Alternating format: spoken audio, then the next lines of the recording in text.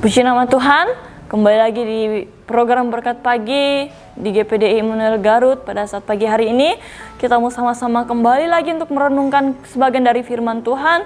Kita mau sama-sama kembali lagi belajar tentang kebenaran firman Tuhan, di mana pada saat pagi hari yang indah ini, kita mau sudah masuk dalam kitab Markus, pasal yang ke-13 ayat yang ke-3 sampai yang ke-4. Di sana bunyi firman Tuhan, Markus 13 ayat yang ke-3 sampai yang ke-4, bunyi firman Tuhan, ketika Yesus duduk di atas bukit Zaitun berhadapan dengan bait Allah, Petrus, Yakobus, Yohanes dan Andreas bertanya sendirian kepadanya, "Katakanlah kepada kami, bila manakah itu akan terjadi dan apakah tandanya, kalau semuanya itu akan sampai kepada kesudahannya?" Nah, bila kita lihat di ayat yang keempat di sini, murid-murid bertanya bila manakah akan terjadi dan apakah tandanya. Kita bandingkan dengan kitab Matius pasal yang ke-24 ayat yang ketiga. Matius 24 ayat yang ketiga di sana dikatakan, ketika Yesus duduk di atas bukit Zaitun, datanglah murid-muridnya kepadanya untuk bercakap-cakap sendirian dengan dia. Kata mereka, "Katakanlah kepada kami, bila manakah itu akan terjadi dan apakah tanda kedatanganmu dan tanda kesudahan dunia?" Di sini pertanyaan murid-murid kepada Tuhan Yesus, apakah tanda kedatanganmu?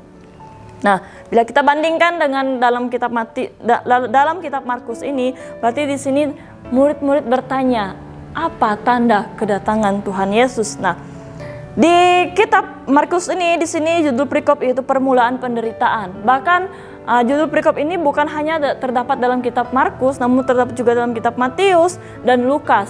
Matius 24 dan Lukas pasal yang ke-21. Nah, ketika murid-murid Yesus bertanya kepada Yesus, ayat yang keempat bagian B, di sana dikatakan, bila manakah itu akan terjadi dan apakah tandanya kalau semuanya itu akan sampai kepada kesudahannya. Nah, Yesus katakan kepada mereka, kita lihat lagi di ayat yang kelima. Di sana Yesus menjawab, ayat yang kelima bagian B, di sana dikatakan bahwa waspadalah supaya jangan ada orang yang menyesatkan kamu. Di sini Tuhan Yesus mengingatkan kepada seluruh murid-muridnya supaya mereka tetap berwaspada. Karena jika kita melihat di sini juga berbicara tentang akhir zaman, di mana di akhir zaman ini, untuk kita menyambut kedatangan Tuhan Yesus yang kedua kalinya, banyak hal-hal yang terjadi, banyak hal-hal yang kita hadapi ke depannya. Oleh sebab itu, Tuhan Yesus mengingatkan kepada murid-muridnya, bahkan kita belajar pada saat pagi hari ini, supaya kita sama-sama berwaspada, supaya jangan sampai ada penyesat-penyesat yang menyesatkan kita.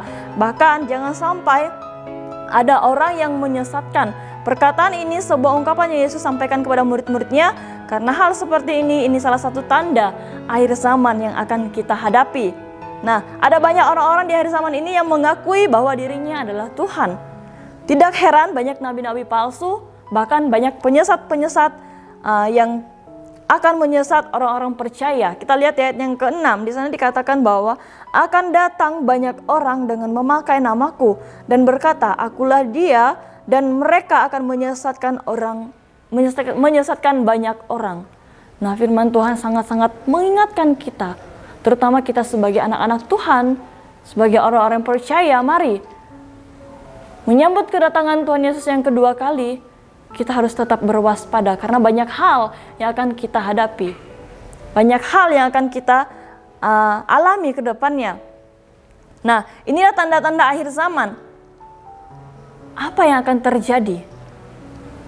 Bila kita melihat ayat yang ke-7, di sana banyak hal yang akan terjadi, yaitu peperangan, gempa bumi di berbagai tempat. Kita melihat saja saat-saat ini, hari-hari ini, sudah banyak hal-hal yang terjadi di dunia ini. Gempa bumi, banjir dan sebagainya. Kita harus sadar bahwa itu tanda-tanda akhir zaman. Bahkan akan terjadi kelaparan.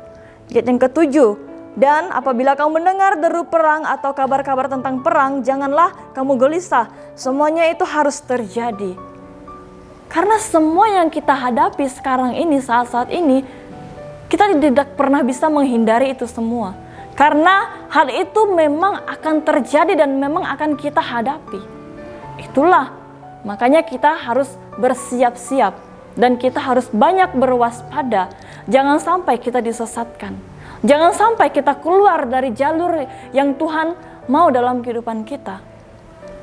Kita jalani hal yang baik, kita jalani apa yang Tuhan mau dari kehidupan kita, supaya kita sebagai orang dipercaya kepada Tuhan, kita diselamatkan. Saat kedatangan Tuhan Yesus, kita sudah siap. Oleh sebab itu, jangan pernah dan jangan sampai kita tidak menjaga kehidupan kita. Jangan sampai kita tidak berwaspada akan penyesat-penyesat yang akan menyesatkan kita ke hal-hal tidak baik. Nah, kita tidak bisa menghindari hal itu.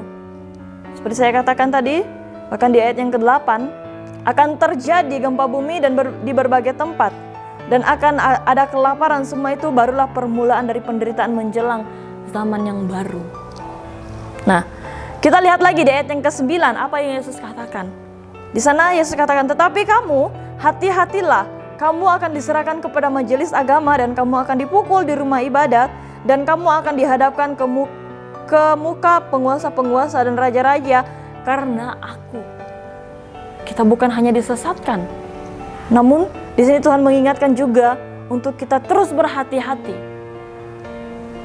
Karena penyesat-penyesat bukan sampai di situ mereka melakukan hal-hal yang tidak benar, hal-hal yang membuat kita jauh dari Tuhan.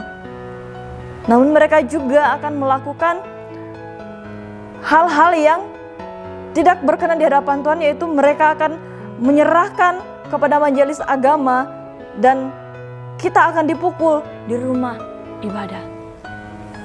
Oleh sebab itu mari kita berhati-hati, jaga diri kita. Minta Tuhan untuk terus melindungi kita di akhir-akhir zaman ini. Jangan kita pikir hal-hal yang terjadi di dunia ini, di bumi ini itu tidak akan terjadi. Namun firman Tuhan sudah jelas mengatakan bahwa hal itu yang akan terjadi dan hal itu yang akan kita hadapi ke depannya.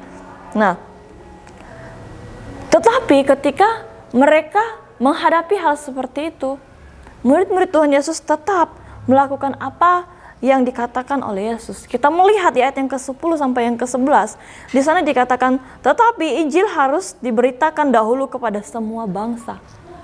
Tentang kebenaran firman Tuhan, tentang kebaikan Tuhan, tentang Tuhan.